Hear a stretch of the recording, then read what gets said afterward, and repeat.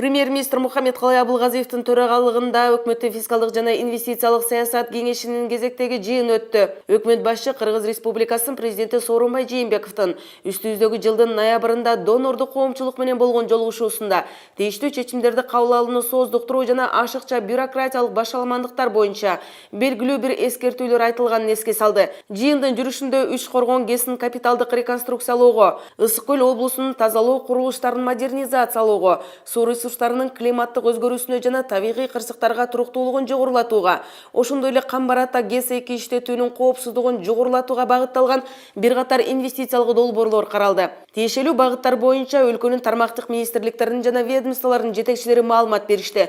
Талкуунун жыйынтыгы боюнча каралган 4 долбоордун ичинен экөөнү жактыруу, калгандарын айтылган сунуштарды жана эскертүүлөрдү эске алуу менен кайра иштеп чыгууга кайтаруу чечими кабыл алынды. Мындан тышкары Финансы министрлигине тартылган инвестициялык каражаттарды пайдалануунун натыйжалуулугун жогорулатуу максатында өкмөттүн фискалдык жана инвестициялык саясат кеңешинин жобосуна жана тиешелүү ченемдик укуктук актыларга тиешелүү өзгөртүүлөрдү киргизүү тапшырылды.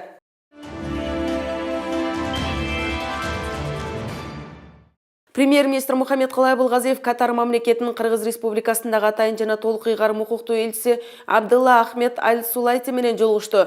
Жолугушуунун жүрүшүндө өлкөлөр ортосундагы эки тараптуу кызматташтыктын абалы жана келечеги талкууланды. Өкмөт башчы элчиге Кыргызстандагы дипломатиялык миссиясынын башталышы менен куттуктап, мунун өзү эки мамлекеттин өзара мамилелерин мындан ары карай чыңдоого өбөлгө түсөрүнө ишенимин билдирди. Ошондой эле өкмөт башчы Кыргыз тарап Катар менен эки тараптуу өзара алакаларды өнүктүрүүгө чоң маани берерин баса белгиледи.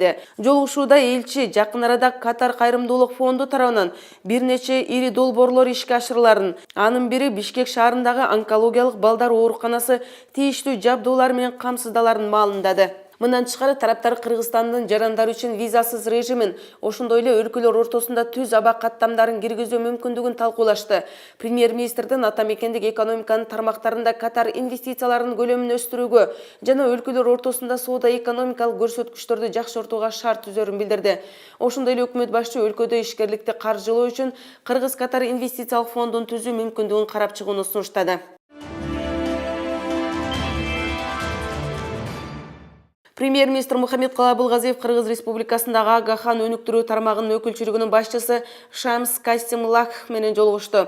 Өкмөт башчы Агахан фондунун социалдык, экономикалык жана билим берүү багытындагы долбоорлорго катышуусуна ыраазычылык билдирди. Премьер-министр өкмөт аймактардагы абалды жакшыртууга, ишканаларды ишке берип, жаңы жумушчу орундарды түзүүгө, өнөр жай өндүрүшүн өнүктүрүүгө умтулуп жаткандыгына басым жасады. Өз кезегинде Кыргызстандын Агахан өнүктүрүү тармагынын өкүлчүлүгүнүн башчысы Шамс Касимлах фонддун аштыкчылыктуу багыты катары билим берүү тармагына инвестициялоо болуп саналат. Бирок алар өлкөдөгү башка багыттарды камтуу менен бир катар тармактарга да колдон келген көмөктү көрсөтүүгө ниеттенип жаткандыгын билдирди. Шамс Касимлах Кыргызстандагы Агахан өнүктүрүү тармагынын ишин жана жарандардын социалдык, экономикалык абалын жакшыртууга багытталган долбоорлордун ишке ашырылышы тууралуу маалымат берди.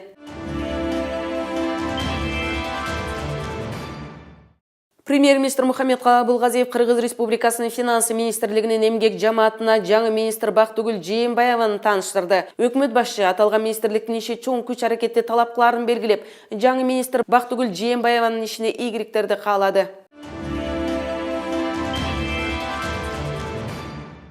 Премьер-министр Мухаммедкалый Абылгазиевдин Казакстан Республикасынын премьер-министри Бакытжан Сагентаев менен телефон аркылуу сүйлөшүүсү орун алды. Телефондук сүйлөшүүнүн жүрүшүндө эки тараптуу кызматташтыктын актуалдуу маселелери, ошондой эле кеңири чөйрөдөгү маселелер, анын ичинде Евразиялык экономикалык биримдик алкагындагы өз ара аракеттешүүнү активдештирүүнүн келечеги талкууланды. Премьер-министр Мухаммедкалый Абылгазиев жана Казакстандын премьер-министри Бакытжан Сагентаев өз ара соода жүргүзүүдөгү тоскоолдуктарды өз учурунда четтетүүгө байланыштуу келип чыккан маселелерди биргеликте чечүү үчүн мындан ары карай эки тараптуу тыгыз аракеттешүүнү жөнгө салуу зарылдыгын белгилешти. Вице-премьер-министр Алтынай Өмүрбекова мугалимдердин эмгек акысын жакшыртуу боюнча Билим берүү жана Илим министрлигинин жумушчу тобу менен кеңешме өткөрдү. Билим берүү жана Илим министринин орун басары Надира Жусупбекова маалымдагандай, мугалимдердин эмгек маянасын чегерүү, жумалык сааттын өлчөмү, билим берүү, педагогикалык иш стажы, бийик тоолуу жана алыскы райондордо иштөөсүнөн көз каранды. Вице-премьер-министр Алтынай Өмүрбекова жыйында мугалимдердин эмгек акысын төлөөнүн стимулдаштыруу принциптерин ишке ашырылган системаны киргизүү зарылдыгына токтолду. Анда мугалимдин эмгегинин сапаты окуучулардын сапаттуу билим алуусунун жыйынтыктары менен өлчөнөт жана ал үчүн материалдык сыйлыкка татыйт. Кеңешменин жыйынтыгы боюнча вице-премьер-министр Алтынай Өмүрбекова билим берүү жана илим министрлигине мугалимдердин ишин жыйынтыктарын баалоо критерийлерин, анын негизинде эмгек акы механизмин иштеп чыгууну тапшырды. Ошондой эле финансы министрлиги менен биргеликте мугалимдердин эмгек акысын саатына төлөө өлчөмүн көбөйтүү, стимулдаштыруучу эмгек акы фондун көбөйтүү жана зарыл каражаттарды конкреттүү эсептеп чыгуу мүмкүндүгүн карап чыгууну милдеттендирди.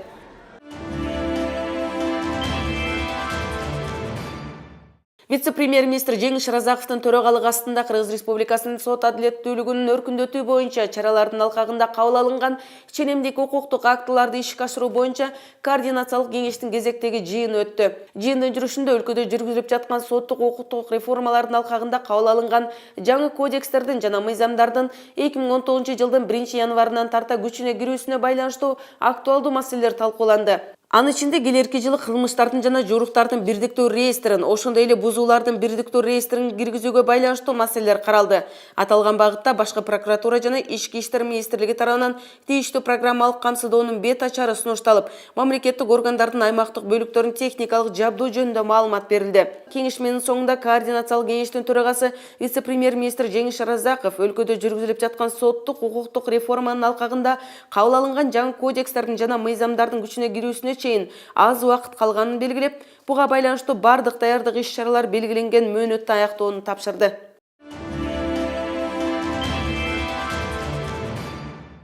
Дары-дармек каражаттарын жана медициналык буюмдардын электрондук маалымат базасын түзүү, элге сапаттуу медициналык кызмат көрсөтүүгө жана коопсуз жана эффективдүү дары-дармек каражаттары менен камсыз кылууга шарт түзөт. Бул тууралуу вице-премьер-министр Алтынай Өмүрбекова 2016-2020 жылдар аралыгында дары-дармек каражаттары жана медициналык багыттагы буюмдардын электрондук маалыматтар базасын түзүү жана өнүктүрүү боюнча концепцияны ишке ашыруу боюнча тармак аралык координациялык кеңештин жыйынында билдирди. Жыйындын жүрүшүндө тендерден жеңип чыккан ТС Health Turk компаниясынын бет ачары угулду.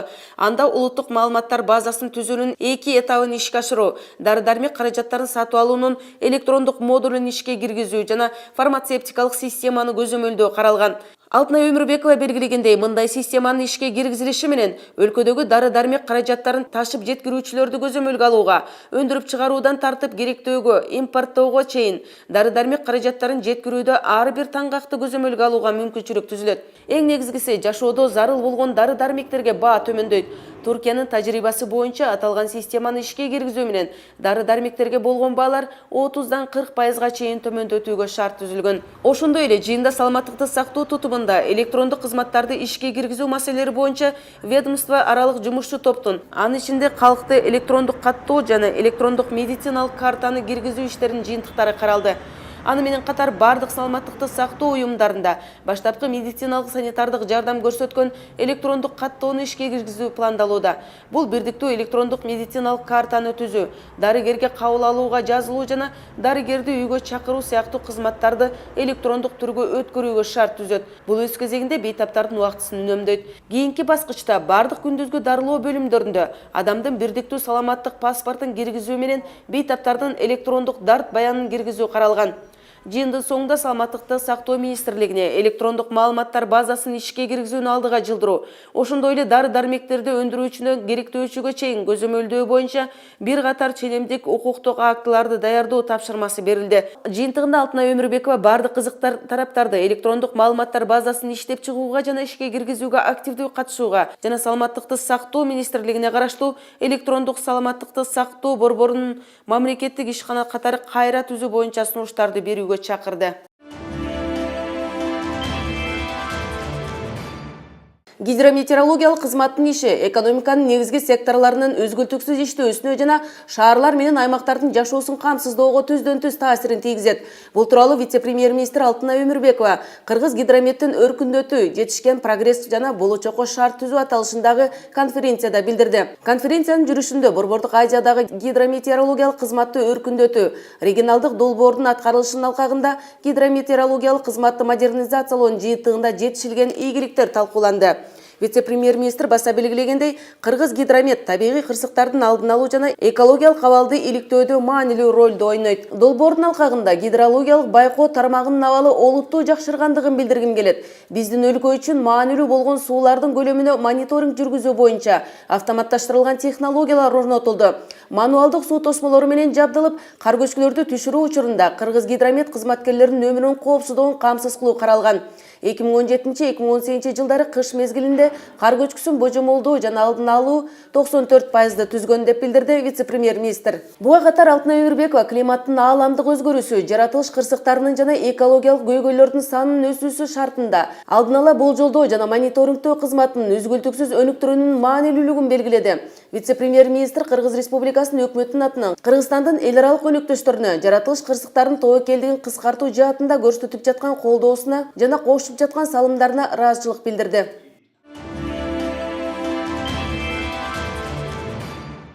Транспорт жана жолдор министри Жамшитбек Калилов кызматынан кетүү боюнча арызын жазды. Буга байланыштуу Кыргыз Республикасынын премьер-министри Мухаммедкалый Абылгазиев Кыргыз Республикасынын президентине Кыргыз Республикасынын транспорт жана жолдор министри Жамшитбек Калиловдун отставкасын кабыл алуу тууралуу сунуштаманы киргизди.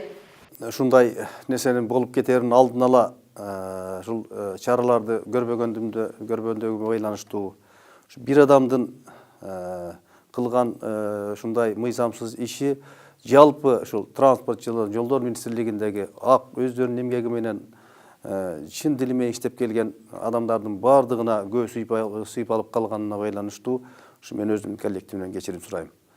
Себеп дегенде ушундай болуш керек эмес эле. Биз себеп дегенде акыркы жылдары бул министрликте көп бул мына реформалоо боюнча жанакы коррупционный схемаларды азайтуу жолдору боюнча, ошол жердеги адамдык факторлорду жоюу боюнча жана да башка да көп жумуштарды аткарып келатканбыз. Ал мен ойлойм улана бермекчи, коллектив бар, Кудай буйрса министрликте дагы жумуш алдыга жылат деген чоң ишеним бар. Урматтуу мекендештер, мен айтып коеюн, транспорт жана жолдор министрлигинин алкагындагы жанакы мыйзамсыз жумуштардын мен орун басарымдын жасаган жумуштардын алкагында бүгүнкү күндө тергөө амалдары жүрүп жатат.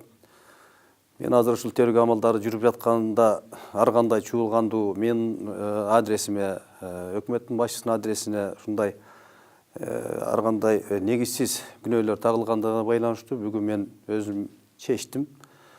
Мен мына тергөө амалдары болуп аткандыгына байланыштуу мен өз каулом менен арызымды жазып бердим. Мен чындыгында бул жерде моралдык укугум жок деп эсептедим. Менин дагы айтарым, ошол мен берген маалыматтын алкагында жанагы иш амалдары жүрүп аткан. Бирок мен ошол жерде именно ошол немеде жумушта именно менин орун басарым Жусупалиев кармалып калат деп эч качан ойлогон эмесмин. Ошол жердеги жумушка ошо Жусупалиевдин кармалып калганына байланыштуу мен бүгүн чындыгында министр болуп туруп иштөө менин моралдык укугум жок деп чечтим дагы бүгүн арызымды өз каалоом менен жазып бердим. Мен чындыгында 84-жылдан бери ушу транспорт жана жолдор министрлигинде ушу эмгектенип келдим. Ар кандай тармактарда мен ойлойм, мен кызматсыз же жумушсуз калбайм деген. Себеп дегенде менде ушул профессионалдык деңгээлдеги иш билгилүү эмелерим бар. Өзүмдүн мүмкүнчүлүктөрүм жол тармагында, консультативдик тармакта, экспертизалык тармакта мен ойлойм, дагы эле ушул кыргыз элине кызмат кылууга ар дайым даярмын.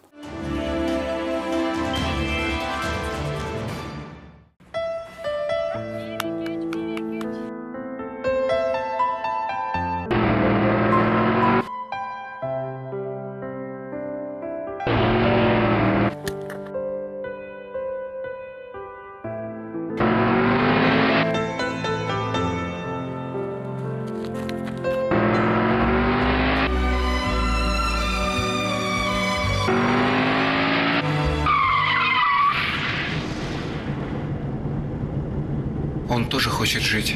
Сбавь скорость.